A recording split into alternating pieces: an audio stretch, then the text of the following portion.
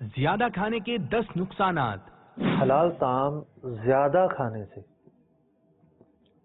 طعام حلال ہے، زیادہ کھانے سے قساوت قلبی پیدا ہوتی ہے، دل سخت ہو جاتا ہے، نور زائل ہو جاتا ہے۔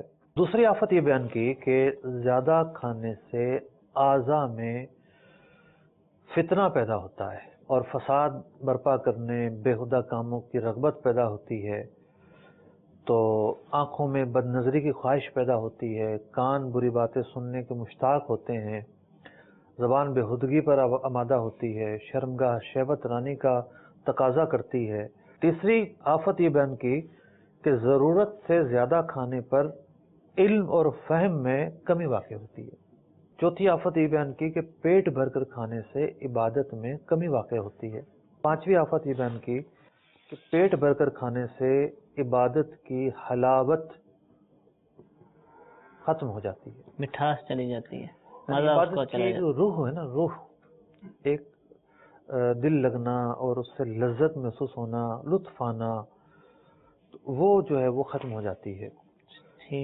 چھٹی چیز یہ بیان کی کہ خوب پیٹ بھر کر کھانے کی جس کو عادت پڑ جائے تو پھر کھانے کی جو محبت ہے وہ ایسی غالب ہوتی ہے کہ پھر حرام سے بچنا مشکل ہو جاتا ہے، بندہ ہاتھ نہیں کھینچ پاتا۔ قبیلہ شیخ طریقت امیر اہل سنت کو دیکھا کئی مرتبہ آپ نے لوگوں کے ہاتھ رکوائے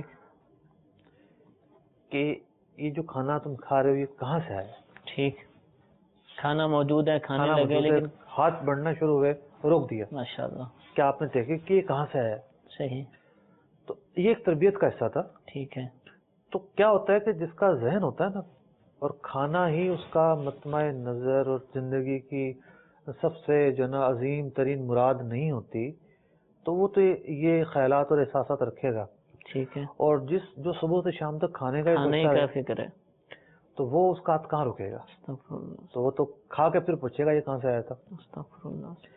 تو بہرحال کم کھانے کی ایک جو فضیلت ملتی ہے بندے کو وہ یہ ملتی ہے کہ وہ حرام میں پڑنے کے امکانات اس کے کم ہوتے ہیں۔ ساتویں آفت یہ ہوتی ہے کہ جب کھانا ضرورت کے بجائے شوق بن جائے، مطلب کچھ لوگوں ایک ٹرینڈ چلا ہے کہ کھانے کو شوق بنا دیا گیا، ٹھیک ہے، تو پھر انسان کا جو وقت ہے وہ اس میں برباد ہوگا، قیمتی وقت جو ہے اس میں ضائع رہے گا۔ تو اس ضرورت کو ضرورت ہی رکھا جائے۔ آٹھویں چیز یہ بیان فرمائی کہ آخرت میں حساب و کتاب کی ہولناکیوں اور سکرات کی موت کی شدت بھی بسا اوقات پیٹ بھر کر کھانا بن جاتا ہے۔ ٹھیک۔ نویں آفت امام غزالی رحمۃ اللہ تعالی نے بیان فرمائی کہ اس سے آخرت کے ثواب میں کمی واقع ہوتی ہے۔ صحیح۔ ان الفاظوں کی تشریح یوں کی جا سکتی ہے کہ اس سے آخرت میں جو اجر و ثواب ملتا ہے، مثال کے طور پر جو انعامات ملتے ہیں ان انعامات میں کمی واقع ہوتی ہے۔ ٹھیک ہے۔ وہ یوں کمی واقع ہوتی ہے کہ انسان اگر دنیا میں زیادہ نیکیاں کرتا تو آخرت میں زیادہ اسے انعامات ملتے، ٹھیک ہے، زیادہ اکرامات ملتے، لیکن اس نے اپنے آپ پر جو ہے نا وہ طبیعت کو بوجھل بنا دیا، نماز میں وقت نہیں آیا، عبادت کم، ذکر کرنے کا دل نہیں چاہ رہا، نوافل پڑھنے کی توفیق نہیں ملتی، تو عبادات کم سے کم ہوئی اس کی۔ ٹھیک ہے۔ تو آخرت میں ملنے والے جو انعامات تھے وہ بھی کم ہوں گے پھر۔ صحیح۔ 10ویں بات یہ بیان فرمائی کہ ضرورت سے زیادہ کھانے پر انسان جو غذا کا ادب ہے اس کے ترک کا بھی مرتکب قرار پاتا ہے بسا اوقات۔ ہم شادیوں میں دیکھتے ہیں بس ڈھکنا کھلنے کی دیر ہوتی ہے کہ بس جی کھانا لینا ہے، اب وہ نیچے گر رہا ہے، وہ ٹیبلوں پہ گر رہا ہے، وہ اتنا بھر لیا کہ بعد میں وہ سارا ضائع۔